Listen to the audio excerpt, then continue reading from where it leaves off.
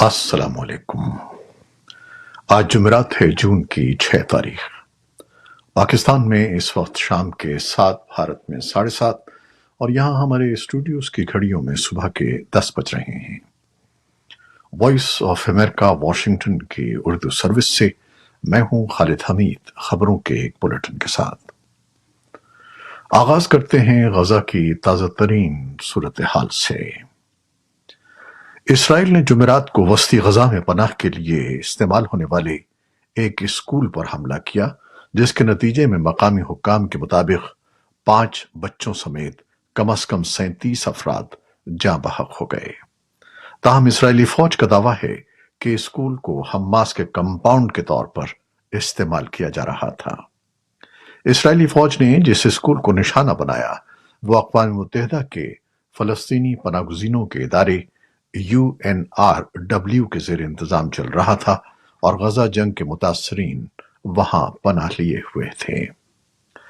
پناہ گزینوں کے اسکول پر حملہ ایک ایسے وقت میں ہوا ہے جب امریکہ کے صدر بائیڈن کے اعلیٰ معاونین 3 مرحلوں پر مشتمل جنگ بندی کے منصوبے پر پیش رفت کے لیے مشرق وسطی میں موجود ہیں۔ اقوام متحدہ کے فلسطینی پناہ گزینوں کے ادارے کے سربراہ فلپ لازرینی نے جمعرات کو کہا کہ اسرائیل نے غزہ کے اس کے ایک اسکول پر پیشگی انتباہ کے بغیر حملہ کیا، جس کے نتیجے میں ہزاروں بے گھر پناہ گزین نشانہ بن گئے۔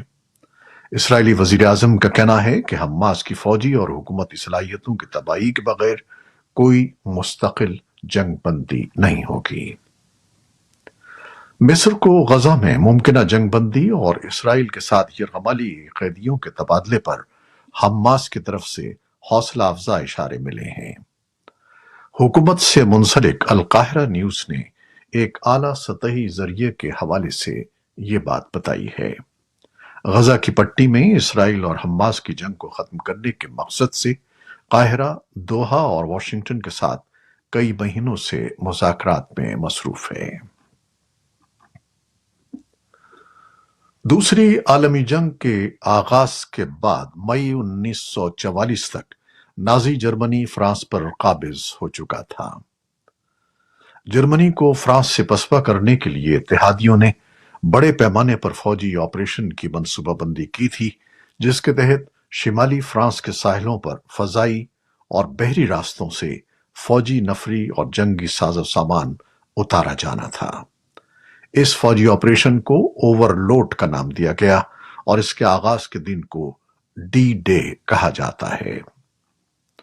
امریکی صدر جو بائیڈن نارمنڈی لینڈنگ کے 80 سال مکمل ہونے کے موقع پر فرانس میں ہیں اور روسی جارحیت کے مقابلے میں ایک مضبوط ٹرانس اٹلانٹک اتحاد کی ضرورت پر زور دے رہے ہیں۔ وہ فرانس کے سرکاری دورے پر ہیں، جہاں دوسری عالمی جنگ کی یادگار تقریبات ہو رہی ہیں۔ برطانیہ کے بادشاہ چارلس III نے جمعرات کو فرانس میں ڈی ڈے کی یادگاری تقریبات میں اتحاد کی اپیل کی ہے۔ تقریب سے خطاب کرتے ہوئے شاہ چارلس نے کہا کہ قوموں کو ظلم کا مقابلہ کرنے کے لیے ایک ساتھ کھڑا ہونا چاہیے۔ انہوں نے جانیں گنوانے والے فرانسیسی شہریوں اور فرانسیسی مزاحمت کے ارکان کو خراج عقیدت پیش کیا۔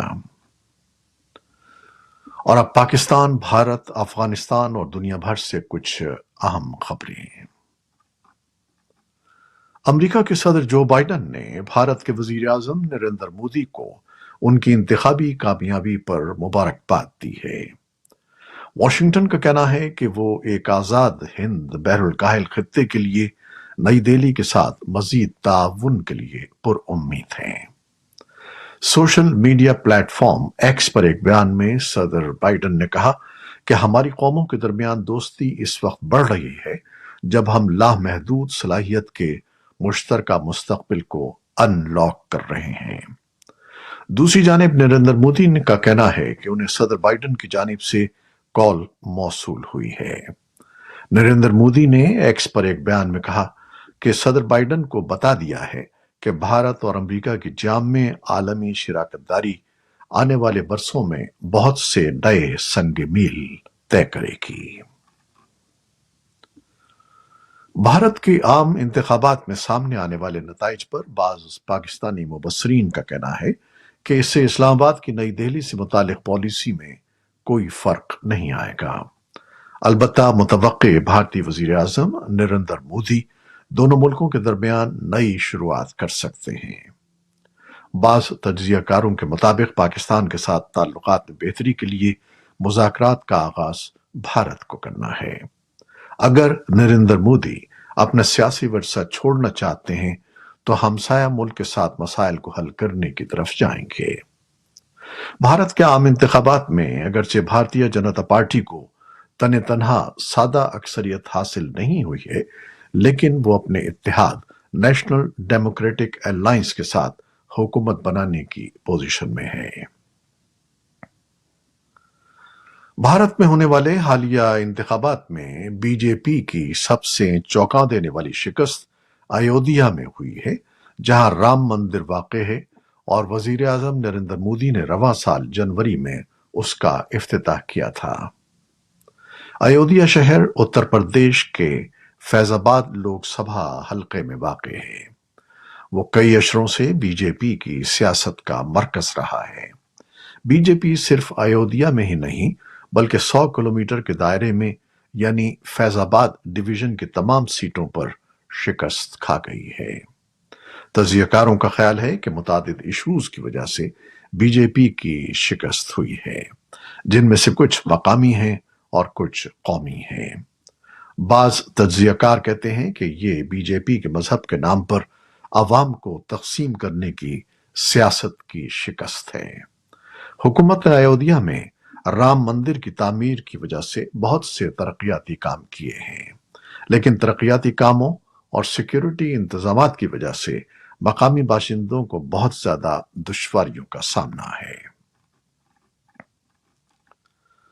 افغانستان کے ایک سینئر طالبان رہنما اور طالبان حکومت کے وزیر داخلہ سراج الدین حقانی نے، جو دہشت گردی کے لیے امریکہ کو مطلوب ہیں، متحدہ عرب امارات کا اپنا دورہ مکمل کر لیا ہے، جہاں انہوں نے میزبان ملک کی قیادت سے ملاقاتیں کی۔ یہ بات ایک افغان عہدیدار نے بدھ کے روز بتائی۔ متحدہ عرب امارات کے صدر شیخ محمد بن زید ال نہیان نے امارات کے دارالحکومت ابوظہبی میں منگل کے روز ان کا خیر مقدم کیا۔ امریکہ کی جانب سے حقانی کے دورے اور متحدہ عرب امارات کے صدر سے ملاقات پر فوری طور پر کوئی رد عمل سامنے نہیں آیا ہے۔ طالبان حکومت کے اعلیٰ ترجمان ذبیح اللہ مجاہد نے کابل میں اس ملاقات کی تصدیق کی ہے، لیکن مزید کوئی تفصیل نہیں بتائی۔ اقوام متحدہ نے افغانستان میں درجنوں افراد کو کوڑے مارے جانے کی مذمت کی ہے اور طالبان حکام سے اس عمل کو ختم کرنے کا مطالبہ کیا ہے۔ افغانستان میں اقوام متحدہ کے مشن UNAMA نے اطلاع دی ہے کہ منگل کو شمالی صوبے ساریپول میں تقریباً 63 افراد کو سرے عام کوڑے مارے گئے۔ ان پر زیادہ تر چوری، زنا اور شراب نوشی سمیت مختلف جرائم کا الزام تھا۔ مشن نے ایکس پر پوسٹ کردہ ایک بیان میں کہا کہ یوناما جسمانی سزا کی مذمت کا اعادہ کرتا ہے اور انسانی حقوق کی بین الاقوامی ذمہ داریوں کے احترام کا مطالبہ کرتا ہے۔ نیٹو کی سربراہ یانس اسٹالٹنبرگ نے جمعرات کو کہا کہ کئی ارکان نے روس کے حملے سے دفاع کے لیے یوکرین کو ہتھیار فراہم کیے ہیں، لیکن نیٹو اتحاد کا یوکرین میں افواج تعینات کرنے کا کوئی منصوبہ نہیں ہے۔ اسٹالٹنبرگ نے فن لینڈ کے دورے کے دوران مزید کہا کہ اتحاد طویل مدتی مالیاتی عزم کا ہے تاکہ اس بات کو یقینی بنایا جا سکے کہ ہم یوکرین کے ساتھ آخر وقت تک کھڑے ہیں۔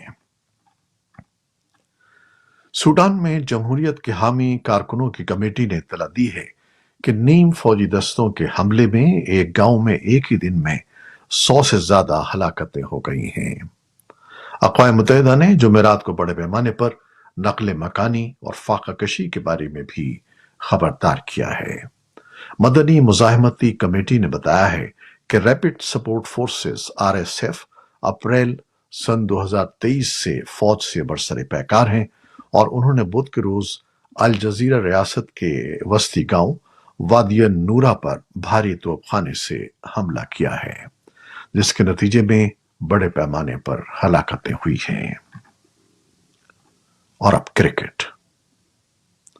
امریکہ اور ویسٹ انڈیز میں جاری T20 ورلڈ کپ میں پاکستان کی ٹیم اپنا پہلا میچ آج 6 جون کو امریکہ کے خلاف کھیل رہی ہے۔ امریکہ اور ویسٹ انڈیز میں ہونے والے T20 ورلڈ کپ میں 20 ٹیمیں شریک ہیں، جن میں پاکستان گروپ اے میں بھارت، آئرلینڈ، امریکہ اور کینیڈا کے ساتھ موجود ہے۔ اے پاکستان کا 9 جون کو نیو یارک میں دوسرا میچ روایتی حریف بھارت کے ساتھ ہوگا۔ پاکستان 11 جون کو نیو یارک میں کینیڈا کے مد مقابل ہوگا، جبکہ 16 جون کو فلوریڈا میں اس کا میچ آئرلینڈ سے ہوگا۔ T20 ورلڈ کپ سے متعلق خبروں اور امریکہ میں کرکٹ کے جوش کے بارے میں ایکسکلوسیو اسٹوریز کے لیے فالو کریں VOA اردو کا انسٹاگرام پیج @VOA اردو پر۔ T20 کا جنون وائس آف امریکہ اردو کے ٹی وی شو، سوشل میڈیا اور ویب سائٹ پر۔ یہ تھیں وہ خبریں جو فیس بک لائیو پر ہم نے آپ کے لیے پیش کی۔ ہماری ویب سائٹ، یوٹیوب اور پوڈ کاسٹ پر یہ بلیٹن آپ کے لیے پوسٹ کر دیا جاتا ہے۔ آپ ہمارے بلیٹن کو شیئر کرتے ہیں اور اپنے کمنٹس میں اپنی محبتوں کا اظہار کرتے ہیں، جس کے لیے ہم آپ کے بے حد ممنون ہیں۔ اپنی ان کاوشوں کو جاری رکھیے گا۔ نیوز پروڈیوسر عائزہ عرفان اور نیوز ایڈیٹر بہجت جیلانی کے ساتھ خالد حمید کو اب اجازت دیجیے گا۔ اللہ حافظ۔